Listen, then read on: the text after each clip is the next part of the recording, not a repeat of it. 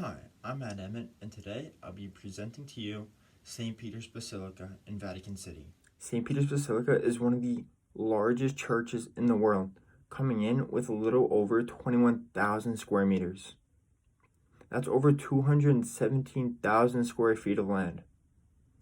The old St. Peter's Basilica began built by Constantine, the first Roman emperor.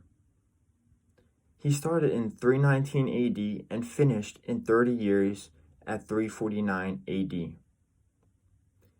As years went by, the church wore away and broke down. Having reconstruction started by Pope Julius II in 1506, the build was over 100 years and finished by Paul V in 1615. Here is St. Peter's Square. It is one of the largest squares in the world. It stands at the peak of St. Peter's Basilica. The square itself holds 284 columns and 88 pilasters that go around the colonnade of 4 individual rows. Above these columns, there are statues of saints, in particular 140. These statues were created in 1670. In the center of St. Peter's Square, there is an obelisk. This obelisk dates back 1,500 years and was planted in the center of the square in 1586. As you could see the basilica as an overhead view, you may notice that the basilica is outside the ancient city walls. The reason for this was that because, due to the Roman law, people who would be buried must be buried outside the walls. And after St. Peter's death, he was buried in a random spot outside of the walls. This spot, or hole that he was buried in, grew and spurred the growth of Catholicism and where the basilica would be built today. Michelangelo would create and design the dome in St. Peter's. Michael would do this job over a course of 19 years, and this would be one of his last masterpieces of his lifetime. You might think that he would make boohoo bucks or lots of money off this, considering the church is uber wealthy, but he actually did it for free and said himself, "It's for God." He completed the dome design as the original artist asked to, even though he didn't have the best relationship with him. This dome that Michelangelo built is right above the altar, giving 448 feet of leverage above where the Mass would be held.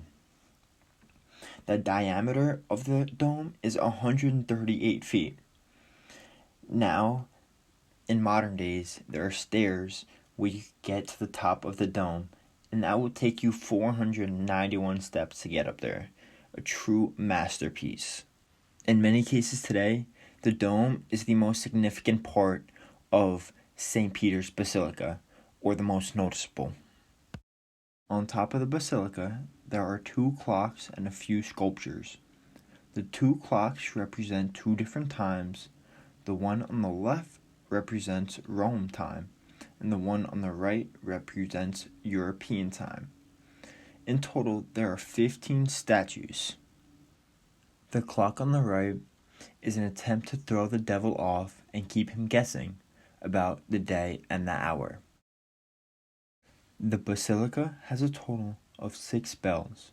The bells are not all visible, only 3 are. The bells are not all the same sizes either. The smallest is close to 600 pounds, while the largest is a total of 18,000 pounds. Within St. Peter's Basilica, there are over 100 tombs. This includes 91 popes. But the main attraction is St. Peter's. To get to St. Peter's, you'll have to go below the surface and actually go through tight spaces to find and see his tomb. One of the most important features of this church is that the Pope has a major role within this specific church. He celebrates Mass here and introduces himself on the central balcony. When greeting the people below the balcony, He is lined up with Jesus to show the close relationship that he has with God.